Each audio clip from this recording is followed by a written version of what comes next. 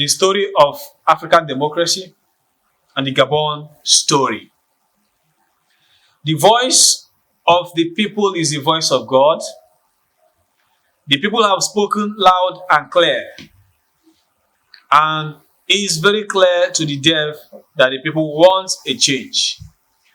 A father and son cannot be running a country, and you cannot be conducting a very sham election at will.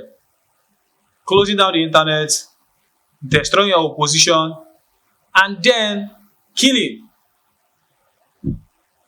at will if you wish.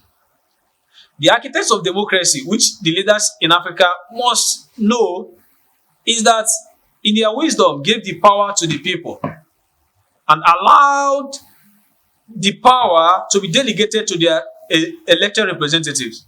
So when that you ignore the owners of the power, they take it away from you.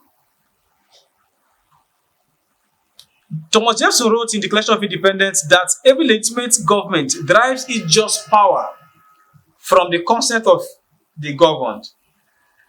When you fail to derive your power from the consent of the governed, it becomes illegitimate power.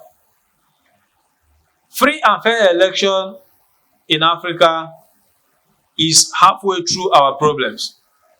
If you don't conduct free and fair election that reflects the will of the people, the choice of the people, then you are in for a very big joke. What is happening in Africa is actually lack of free and fair election, where there is no justice. Chaos is bound to happen. My good people, coup is bad. But then, subjugating your people for decades is also worse than coup. You may disagree or agree with me, but the truth is, father and son cannot be running a country for more than 42 years, which is supposed to be a democracy. I must repeat that African leaders will learn that free and fair election is one of the cornerstones of democracy. People must be allowed to select who they want to govern them, and also must be allowed to remove the person legitimately when the time comes. That is democracy. You cannot force your will on the people and expect a stable government. Stable governments are formed when the majority of people want you in power.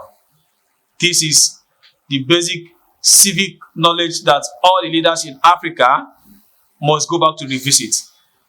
The rising queue is straight dissatisfaction of the citizens that what their leaders are doing, they are not in line with it.